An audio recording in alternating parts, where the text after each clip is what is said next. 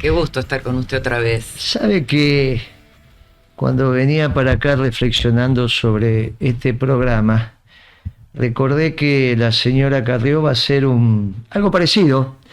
Sí. Va a ser un seminario Escuché.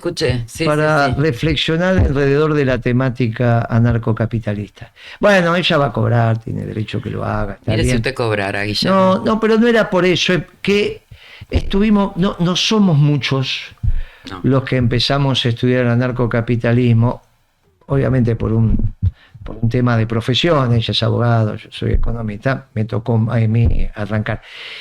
También Graciela Camaño hizo una declaración muy inteligente ya en la campaña cuando dijo: este muchacho es una patria. Claro, cuando sonó como diciendo, ¿cómo no va a tener? No, pero ella explicaba con certeza conceptual que un anarcocapitalista es alguien que no cree en las patrias, por lo tanto es una patria, no porque no tiene nacionalidad, pasaporte, no estamos hablando de ahí, estamos hablando de los conceptos. Y lo que va a hacer Carrió también tiene lo suyo, porque va a esclarecer. También ella dice que no le está alcanzando la plata, que necesita cosas para vivir, sí. Que está vendiendo los dólares o los cuadros, no sé, qué la escuché.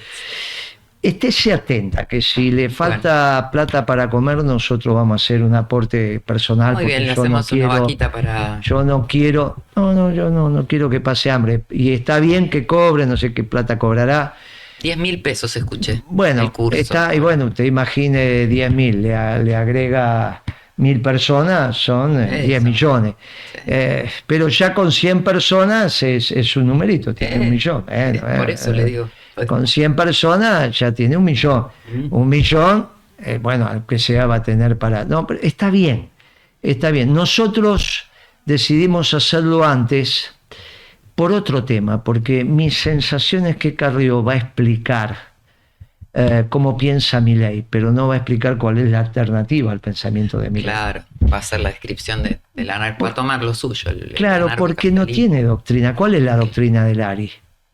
Claro. ¿Cuál es la doctrina del ARI? No, que empieza, que si la república, que si yo... No hay doctrina. Claro.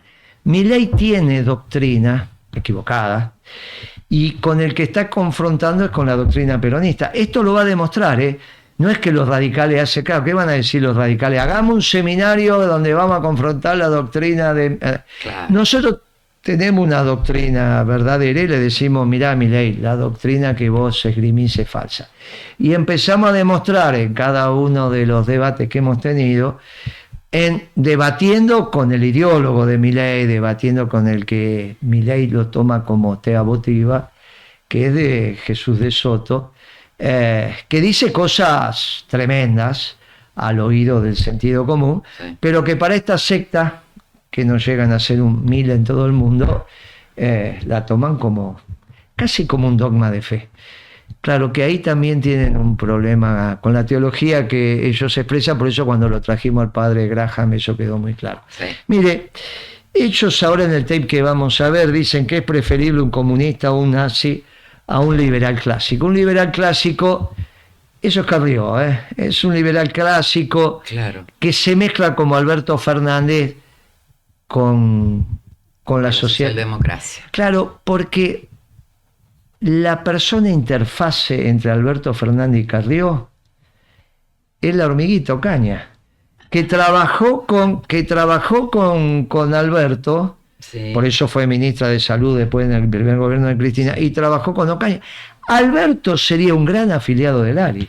Claro. Piensan, claro, son ellos que dicen, somos liberales, pero de izquierda. ¿Había todas esas definiciones rarísimas que hizo? Soy liberal, de izquierda, progresista, y qué sé yo, y te hizo una ensalada en la cabeza. Eso también es Carrió.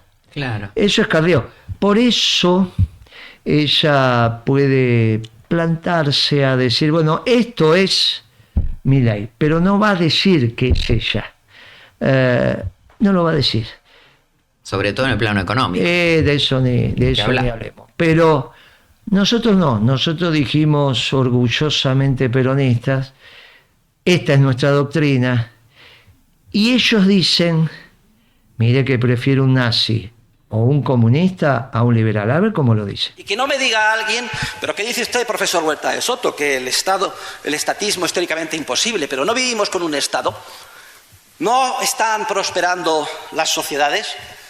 No a trancas y barrancas avanzamos, y la respuesta es que esto, en la medida en que suceda, no sucede como consecuencia del Estado, sino a pesar del Estado. Esta es la idea esencial, que además da título a una de las obras de mi gran colega y amigo Carlos Rodríguez Brown, que recomiendo que todos ustedes lean. Todo lo que ustedes puedan ver bueno que les rodea no es resultado del Estado, sino que ha podido surgir con grandes dificultades a pesar del Estado. Y aquí me gustaría que todos fuéramos conscientes de que el ciudadano en general muy fácilmente cae víctima de una peligrosísima ilusión, porque como consideramos que, por ejemplo, son esenciales para nuestra vida las carreteras, la educación, los hospitales, el orden público, y como vemos que en la situación actual las carreteras, el orden público, la educación, etcétera, las proporciona malamente el Estado, identificamos Estado con estos bienes que son tan necesarios y pensamos que si no existiera el Estado no existirían estos bienes supuestamente públicos. Este es el gravísimo error de esta falsa correlación.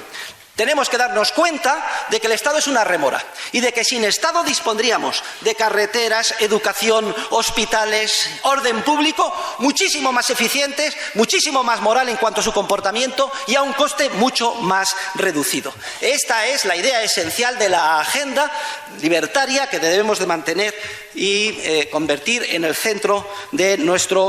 Mire, prefiero a un comunista, a un fascista, a un nazi, a un liberal clásico, porque por lo menos sabemos que está equivocado, que es un peligro y hay que atacar, pero el liberal clásico lo tienes dentro de ti mismo. Es peligrosísimo. A ver si después de esta conferencia aquí se produce un cambio importante en todos los que estamos sentados.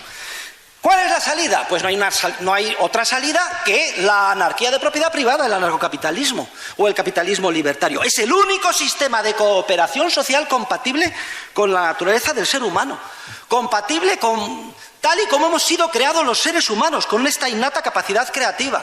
Toda la teoría económica sensata de la escuela austríaca se basa en el estudio del orden espontáneo del mercado.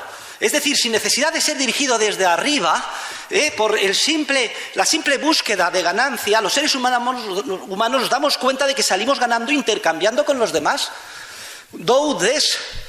Y somos capaces de manera evolutiva de descubrir, primero, unos con más capacidad empresarial que otros, que logramos mejor nuestros fines si a cambio de lo que tenemos pedimos un medio que, aunque no necesitemos directamente, sí que nos damos cuenta que es objeto de intercambio con más frecuencia. Y ese medio, en la medida en que se generaliza, se convierte en un medio de intercambio generalmente aceptado, que es el dinero. Mire, prefiero un comunista, ¿no? ¿Cuál es el argumento básico, Costa? Porque no lo dice en este video, pero lo ha dicho en otros, es muy claro, muy contundente. Dice los nazis, los comunistas, los fascistas, que el fascismo decía nada sin el Estado, ¿está bien? Claro. O el Estado es todo. Mussolini había estado afiliado al Partido Socialista Italiano, ¿no? Después, sí. Por eso cuando hablan de derechas, izquierda, tienen un lío bárbaro en la cabeza. Al final Mussolini venía de izquierda y se fue a la derecha, no tiene un lío bárbaro. Pero sí podemos decir que sobreexpandía el Estado, no desde la visión comunista, desde otro lugar.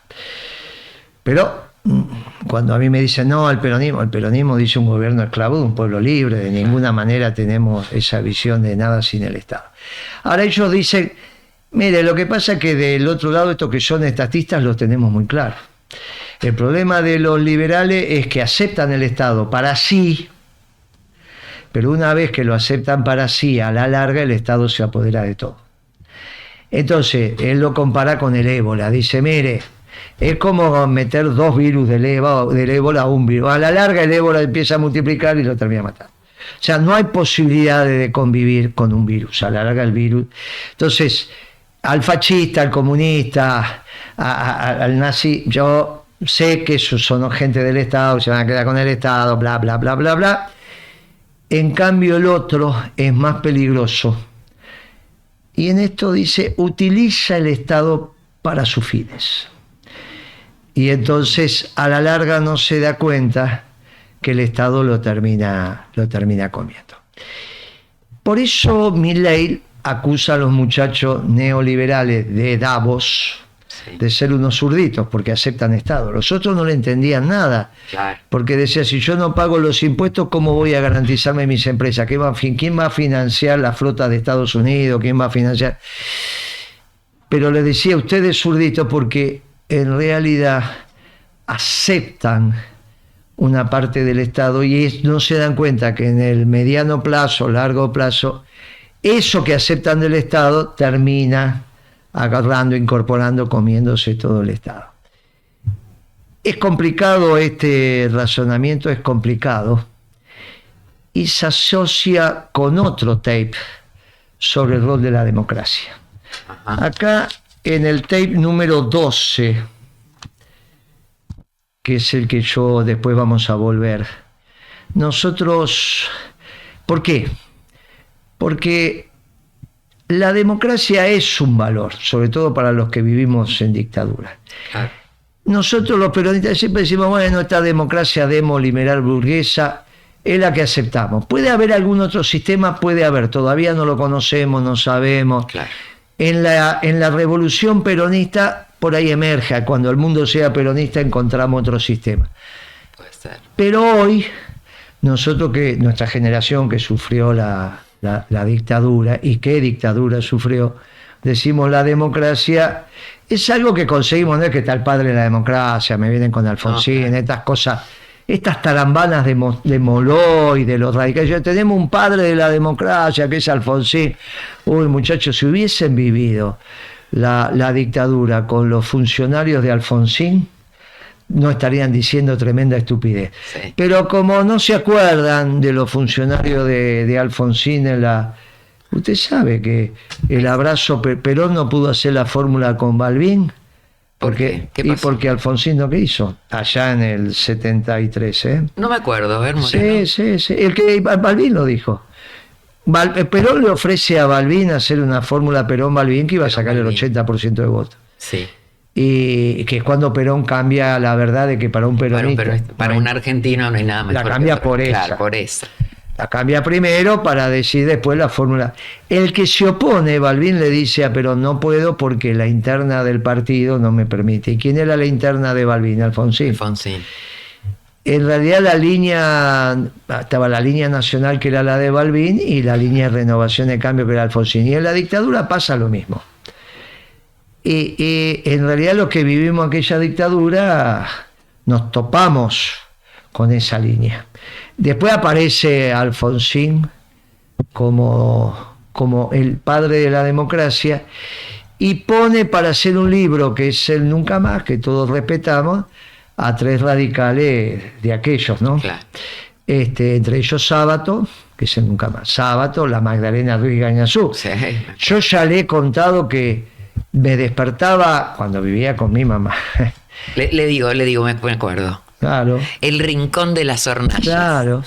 Y esa señora Yo le era, escuchaba. claro, esa señora era Magdalena, pero después en la dictadura ella decía, mi general, el general. A ella es que Arguindegui le dice, no tenemos plazos sino objetivos. Sí. Y ella le decía, mi general. Después está el Nunca Más. Los peronistas tenemos memoria, recordamos. El otro día le contaba a alguien la estación Carranza, el ministro Carranza de Defensa, ministro de Defensa de Alfonsín, Ujú. fue de los comandos civiles y estuvo en la organización y bombardeo de la Plaza de Mayo, Claro. con más de 300 muertos ipso facto, ¿no? Sí, Hay claro. que bombardear a tu propio pueblo. No hay antecedentes de unas fuerzas armadas bombardeando a su propio pueblo. No hay. Bombardeando objetivos civiles, contrario, no hay ninguna duda, vemos por todos lados todo el tiempo. Bombardeando a tu propio pueblo, imagínense la Fuerza Aérea Israelí bombardeando Israel. Imagínense en este momento que Netanyahu bombardee con la Fuerza Aérea Israelí las manifestaciones en contra que le está haciendo, en Tremendo. contra, o la Fuerza Aérea Israelí bombardeando, no, al pueblo israelí, no existe eso. Claro. O los egipcios a los egipcios, no existe No eso. existe. Bueno, acá pasó, muchacho, acá pasó. Y después volvió el peronismo y dijimos, muchachos, volvemos con una verdad que la cambiamos y para un argentino no hay nada mejor que otro argentino. Viene la paciencia y la grandeza del peronismo. Tremendo. Cuando Perón, en esa magnanimidad que lo caracterizaba, le ofrece a Balbín, sabiendo que se moría, Sí. sabía que se moría, sabía que el vicepresidente iba a ser el presidente, o sea que le estaba diciendo a los radicales: ustedes se van a hacer cargo de la presidencia. La miopía de Alfonsín hizo que se opusiera.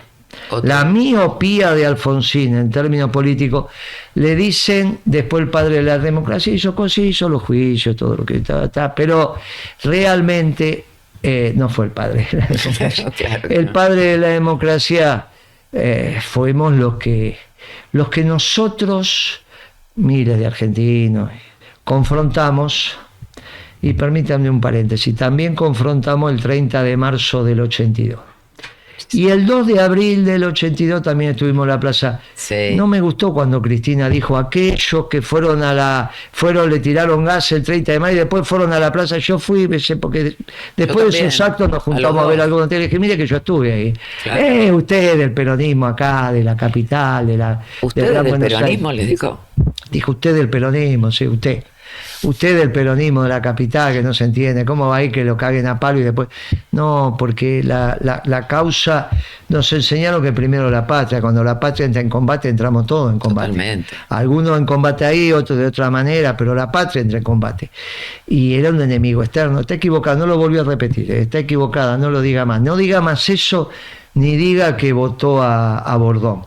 Porque usted votó finalmente al que después fue embajador de Macri. Sí, sí. ¿Está bien? Embajador de Macri. No es que Bordón fue... No tengo nada contra, pero terminó siendo embajador de Macri en Chile. Sí. Por lo tanto, le digo, mire, no es que votó, viste, el tipo pulcro que haga esto, no, votó un embajador de Macri. Muchachos, era la línea del centro. La línea del centro elaborada por Franco Macri fue Capital, Córdoba, Mendoza. Ajá. Eso no es de ahora, ¿eh? No, hay que refrescar un poco la Claro, memoria, Moreno. eso viene de Macri.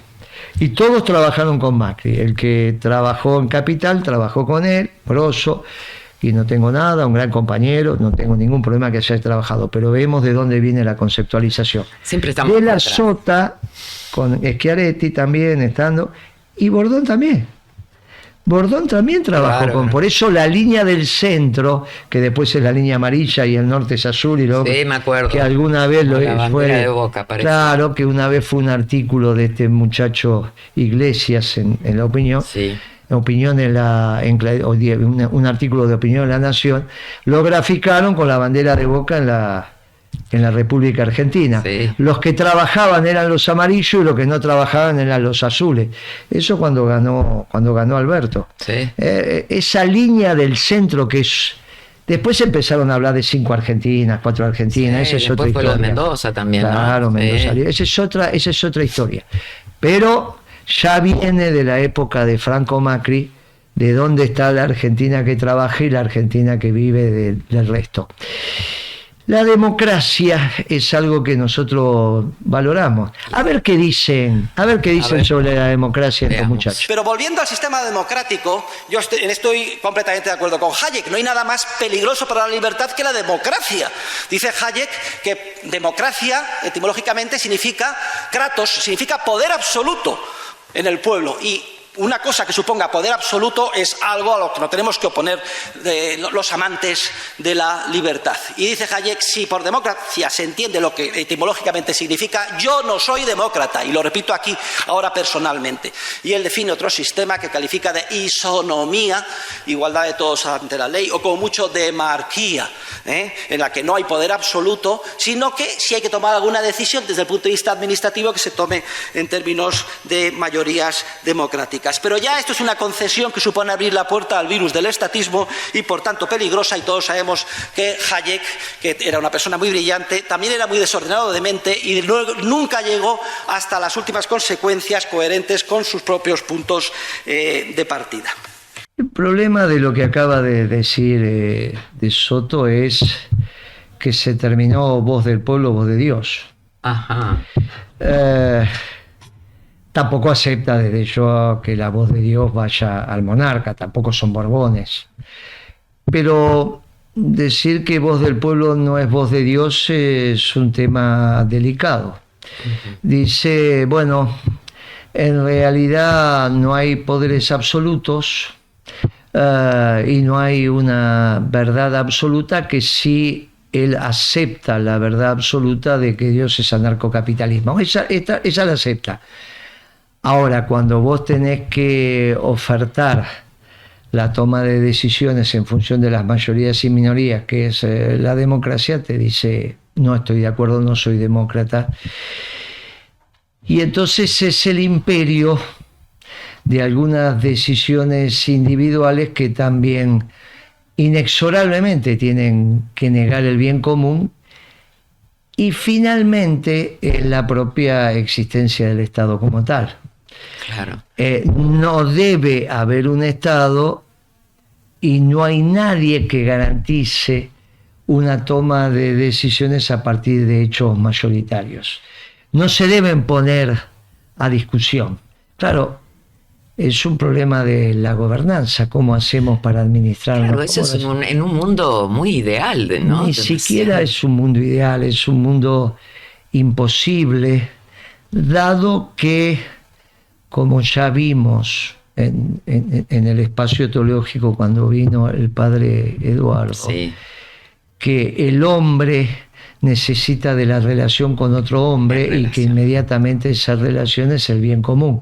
claro. Porque esa relación que expresa el bien común está por encima del interés individual, si bien son conjuntos el hombre y la relación. Pero para mantener la relación tiene que haber algo que esté superior a ambos. Sí. Y ese es el bien común. Volvemos a ese tema. Claro, volvemos a ese desaparecida la relación, desaparece el bien común y por lo tanto no hacemos parte de la existencia del hombre como tal, porque el hombre es el hombre y la relación con otro hombre. Eso ya lo vimos, eso ya lo estudiamos, eso ya lo dijimos en estos programas de debate, y que le va a venir bien a la Carrió para que los tome seguramente como alguien se curso lo va de a alcanzar. aprendizaje también para ella. Claro. Le va a ordenar las ideas y también es bueno que lo haga para el conjunto de la sociedad, cobrando, sin cobrar, ese es otro tema. Yo me pregunto, perdón, ¿sabrá algo de peronismo? ¿Conocerá el peronismo de Soto? Vos sabés Porque en Europa... sabés que creo que no. No, porque en realidad la manera de plantearnos en el debate le es muy cómodo con el fascismo, con el nazismo, con el liberalismo, con el marxismo, pero le es absolutamente incómodo con el peronismo. Por eso Milei no debate con el peronismo. Claro, ahí viene. Los anarcocapitalistas, bueno, claro, le aparece una doctrina que tiene verdades absolutas, que cree en la creación, Claro. que cree en el orden espontáneo, que cree en la propiedad privada, pero que en realidad cree también En el bien común. y por lo tanto en el Estado, en el la Estado. existencia de algo para, no un Estado al estilo fascista, claro. ni al estilo nazi, ni al Gobierno estilo, esclavo de un pueblo claro, libre. claro, La claro. comunidad organizada. Y porque cree en la patria también. Claro. Es difícil el discurso de Milei el 2 de abril cuando le habla a las Fuerzas Armadas y no cree en el Estado. Alguien que reniega del Estado le habla a las Fuerzas Armadas. ¿Qué cosa, no? Es muy difícil, pero peor es para los oficiales superiores que lo estaban escuchando. Lo que lo estaban escuchando. Pero dicen, ¿cómo? O sea, vos a través de la coerción y a través de la amenaza cobrás impuestos para financiar a las Fuerzas Armadas, que solo la podés financiar si tenés a alguien que es un delincuente, porque él dice que en realidad es una asociación ilícita, que a su vez hace parte de esa asociación ilícita de las propias Fuerzas Armadas, que él dice que nos tenemos que encontrar y que todos estamos de acuerdo. Imagínate, Adriana, que nosotros tuvimos un general como conductor. Exactamente. ¿No? Y la marcha dice, qué grande eso. Digamos, nosotros en esto que nos plantean de la vuelta a la vinculación entre las Fuerzas Armadas y su pueblo, es la nación en armas. Absolutamente. Es simple para nosotros desde el bien común decir, hay que abonar los impuestos que correspondan de acuerdo a las leyes vigentes para aplicarlo en la defensa del bien común. Y en la defensa del bien común está el patrimonio común, que lo van a defender nada más que las Fuerzas Armadas de ninguna manera. Claro. Es todo hombre y mujer en aptitud de combate. Lo que hacen los suboficiales, los oficiales, conducir el combate. Claro, porque para eso son, claro. Pero es el pueblo el que defiende. Es el pueblo organizado que lo hace bajo la concepción de Nación en Armas, que vamos a hacer algunos programas en debate, porque vamos a debatir las distintas visiones que hay sobre la guerra tecnológica o la Nación en Armas como el mejor elemento para la defensa de la causa de la patria, la causa de los argentinos, la causa del pueblo. No están escindidas. Algunos muchachos diferencian la causa del pueblo de la causa de la patria. Ven una patria sin pueblo.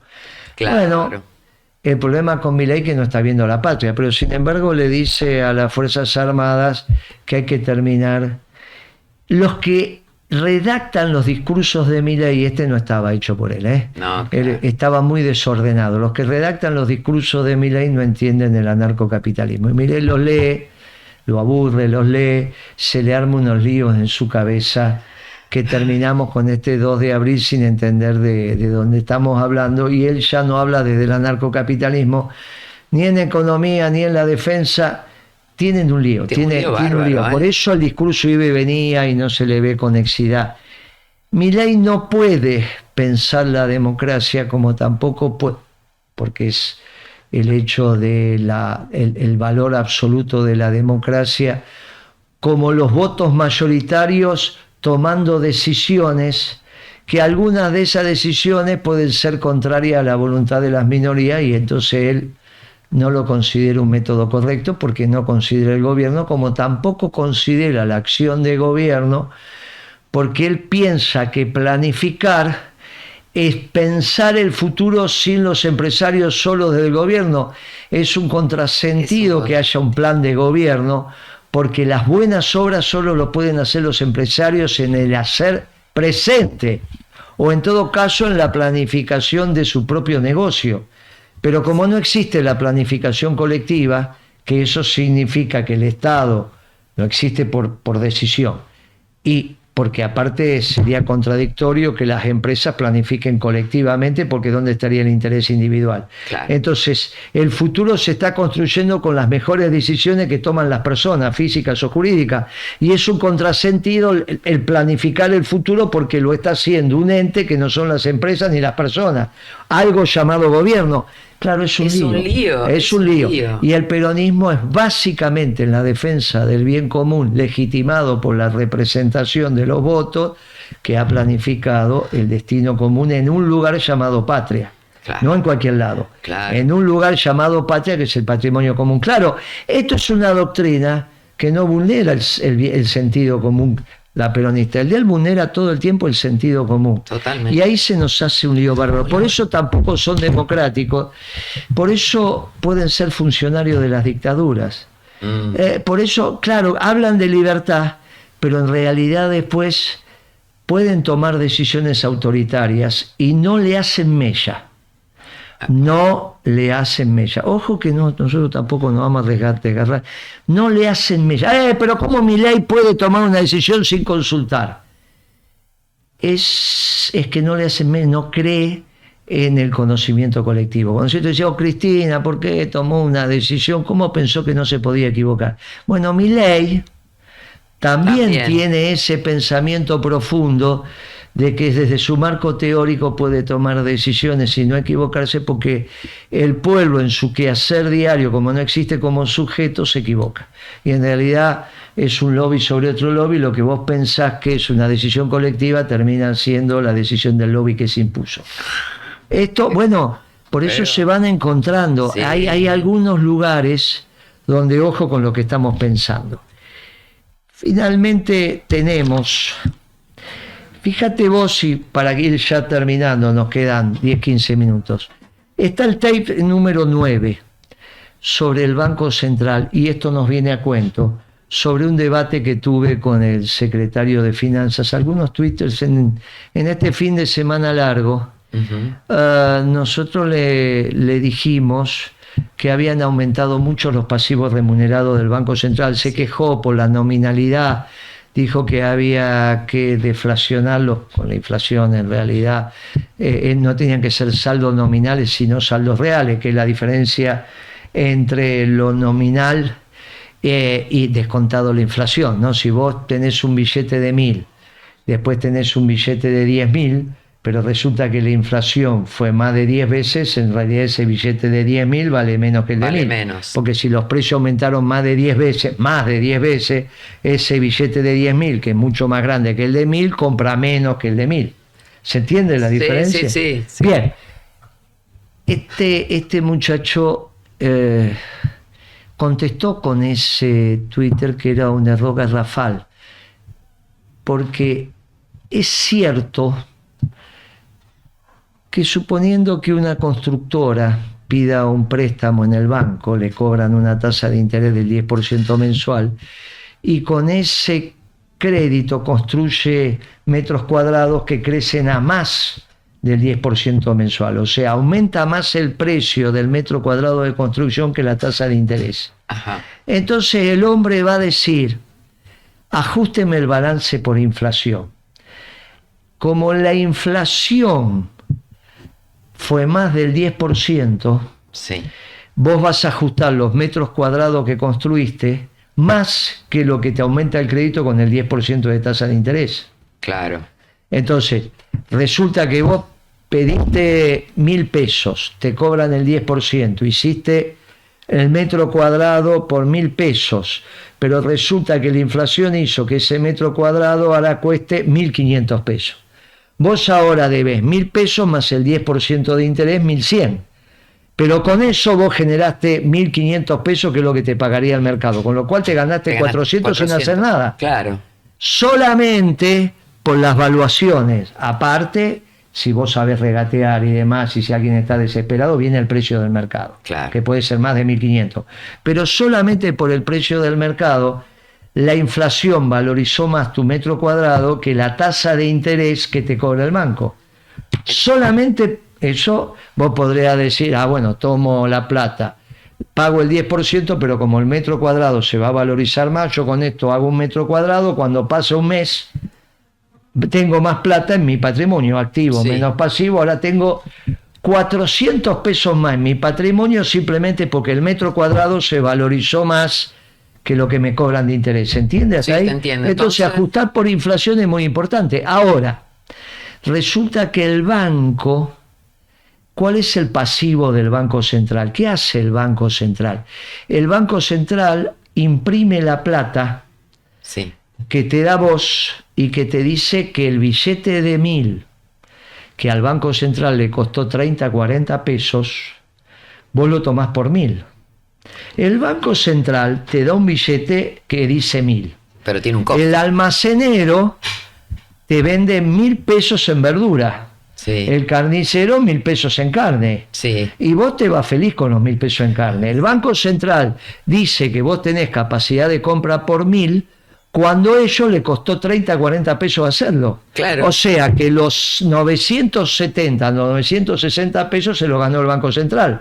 Porque paga sus deudas por 1.000 cuando gastó 40. Hay muy pocos negocios que te den esa tasa de ganancia. verdad, Claro, eso en su momento era el anillo del emperador o del príncipe o del rey, cuando Claro, acuñaba sí. moneda, claro, decía, esta moneda de oro no vale solo el oro que tiene, yo le puse el anillo y es una moneda, claro. Eso lo hace el imperio. ¿Qué imperio? El Estado. Te emite un billete que es una gráfica, que es un papel de color con un diseño exquisito, no, depende de quién lo haga, y te dice, ¿cuánto te cuesta el papel, la tinta, esto, aquello? ¿Cuánto vale? 40 pesos. Pero ¿y con cuánto compro con esto? 1.000. Ahora, si el Banco Central lo que a vos te dio por 1.000, Sí. el mes que viene vale 500 porque la inflación fue la que fue y tu capacidad de compra se deterioró El Banco Central no puede hacer eso, no puede ajustar por inflación. No, claro. Porque si sus deudas se ajustan por inflación y cada vez lo que él te da vale menos, vos no lo querés. Imagínate mis vendedores que salgan a la calle y decir, cómpreme hoy porque mañana va a costar menos. Vos le decís, este tipo se volvió loco. Claro. Cómpreme hoy porque mi producto va a aumentar de precio. Te compra. Claro. Comprame hoy que todavía no aumentó. ¿Está bien? Sí, claro. Comprame hoy que mañana vale menos. Eso es lo que quiso el secretario de Finanzas cuando me contestó. Dijo, lo que pasa es que Moreno no ajustó por inflación. Y yo le digo, bestia, el único negocio que no se ajusta por inflación porque pierde es el Banco Central. Porque en la medida que vos le decís al pueblo que lo que costó 40, él tiene un valor por 1000, pero ahora va a valer 500, te lo rechaza. ¿Qué es lo que pasa cuando vos te gastás la plata muy rápido? Sí. ¿Viste que pasa un momento, cobrás y lo único que haces es gastar porque va a aumentar todo? Sí. Se hizo eso, se hizo en las elecciones, viste que se adelantaron los salarios, los aguinaldos. Las empresas que pudieron adelantaron el aguinaldo para decir gasten ahora en aguinaldo porque a fin de año, a fin de año el aguinaldo no valía nada, porque ya había venido la devaluación de Milei más la inflación de más. Muchas empresas pagaron el aguinaldo en octubre, en noviembre, muchas. Sí, claro. Vos decías, mirá, me sobró esta plata, pago el aguinaldo, no se lo pago a fin de año, pero vayan y compren. Bueno, eso significa que te quemaba la plata. Vos lo que tenés que hacer como Banco Central es que te quedes con la plata. Porque cuanto más plata vos ahorrás en tu plata, yo cada vez te puedo mandar billetes que me cuestan 40 y que vos pensás que valen 1000. Porque comprás por 1000. Claro. Y toda esa plata, que es el señoreaje, se llama así. Ajá. El señoreaje es la capacidad que tengo de hacer algo que cuesta 40 y vos pensás que vale 1000 y no me protestás. Porque si yo algo que tiene de costo 40 te lo vendo a 1000, vas a protestar, a menos que no te enteres que vale 40. Claro. Por eso a veces se ocultan los costos. Pero no algo que se multiplique por esa cantidad, no. Claro. Vos imaginate por cuánto estás multiplicando de 40. Sí. Bueno, ni hagas la cuenta porque te va a sorprender. Bueno, es obvio que son 25 veces, no es fácil vender algo 25 veces más. Bueno, entonces vos decís, miren muchachos, no sean bestias, no diga eso. Pero tenemos un secretario de Finanzas que no domina la disciplina. Pongamos el tape 9 y fíjense lo que dicen ellos del Banco Central. Nadie tiene la capacidad intelectual, ningún experto, ni grupo de expertos para crear el dinero, ni mucho menos para mejorarlo como institución, solo para corromperlo, como vemos día a día que hacen los bancos de los bancos centrales. O los gobiernos cuando conceden privilegios a los banqueros privados para que actúen con reserva fraccionaria en contra de los principios generales del derecho. Y el dinero lo que permite es la expansión sin límite de los intercambios. Por eso es la institución social por excelencia. Porque la sociedad es una complejísima red de interacciones humanas que básicamente son relaciones de intercambio. Y en esa multiplicación exponencial de los intercambios tenemos que entendernos con el otro y entonces surgen evolutivamente y de manera asintótica idiomas o lenguajes. Y hoy en día el castellano, el chino y a nivel internacional, científico y económico, el inglés sobre todo, como fue en su día el latín. Y además en esos intercambios tenemos que desarrollar unos comportamientos pautados, el apretón de manos, el contrato hay que cumplirlo. Y si no lo hacemos, pues somos objeto de un estigma. Y va surgiendo el derecho. Y así sucesivamente con todas las instituciones sociales que son esenciales para nuestra vida. Y especialmente las que se refieren a la definición, defensa de los derechos de propiedad, a la prevención, represión y sanción del crimen. Miren, por muy grave que les parezca a ustedes un crimen, siempre será un juego de niños en comparación con el máximo criminal de la historia, que es el Estado. Y el mercado desarrolla de manera evolutiva y muy eficiente y al margen del Estado, desde el punto de vista de la creatividad empresarial, los mecanismos paulatinos para definir, defender y conseguir la prevención, sanción y represión del crimen cada vez mejor, de manera más moral y más barata. No podemos saber exactamente cómo en un sistema anarcocapitalista con detalles se solucionarían todos los problemas. Precisamente depende de un conocimiento empresarial que todavía no se ha creado, pero el hecho de que esta capacidad creativa exista, aunque nos impide saber exactamente cómo se solucionaría, es lo que nos da tranquilidad de que debemos de confiar en la libertad y acabar cuanto antes con el Estado. Ahí hay un error teórico muy importante, porque no es que permite la expansión ilimitada, no. El dinero tiene que tener una relación con la cantidad de transacciones que se hacen. Se estudia como teoría cuantitativa del dinero o también como demanda de dinero en algún momento. En realidad tiene que haber una relación entre la cantidad de dinero que permite emitir el Banco Central, que esto es la base monetaria, la creación secundaria de dinero que hacen los bancos a través de los encajes fraccionados y la demanda de dinero. Pero del otro lado tiene que estar la cantidad de bienes y servicios que produce la economía. Claro. No es que si vos en la economía producís y generás dinero, hay cantidad ilimitada de transacciones, porque si no están los bienes, tienen un lío bárbaro. Ahora, esa institución es el que regula todo esto, es el Banco Central. Es cierto que es una institución que deviene de la crisis de 1930, también la crisis de la depresión económica. Acá se hizo en el gobierno de Uriburu con Prebisch. Prebisch es el primero que crea el estatuto y la institución como Banco Central, y el dueño del Banco Central es la Secretaría de Hacienda. Por eso la Secretaría de Hacienda es la que se lleva las utilidades. Cuando el Banco Central tiene utilidades, se lleva las utilidades, y también es la que se tiene que hacer cargo de sus pérdidas, por ejemplo, del déficit cuasi fiscal.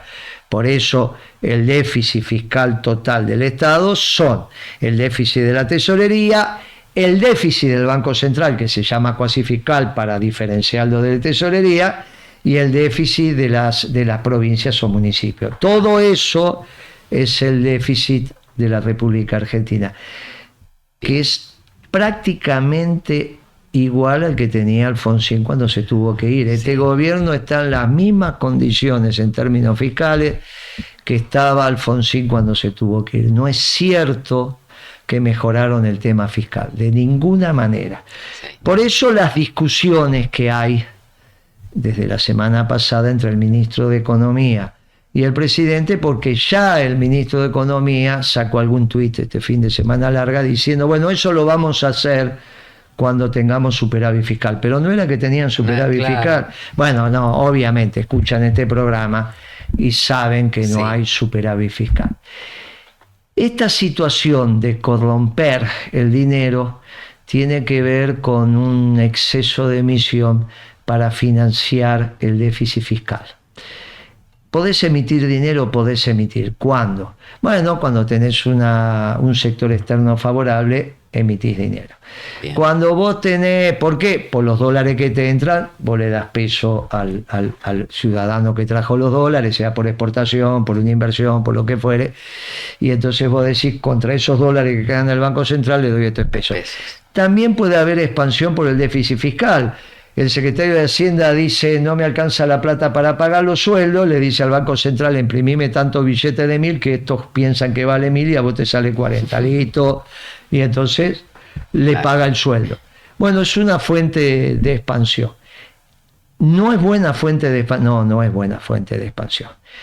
Por eso el gobierno peronista, y sobre todo el de la década ganada, administró la Argentina con superávit fiscal primario, recaudaba más de lo que gastaba y con la plata que le sobraba pagaba los intereses de la deuda. De la deuda interna y la deuda externa, y te tienen que sobrar pesos. Para eso le tienen que vender al mundo más de lo que le compras. Te sobran dólares, vas con esos pesos que te sobraron, cambiás por los dólares y con los dólares que te hiciste pagás la deuda. Claro. No es complejo. La administración de una sana economía con un criterio peronista hace la economía mucho más sencillo. Toda la vida es más sencillo. La han complicado, ¿no?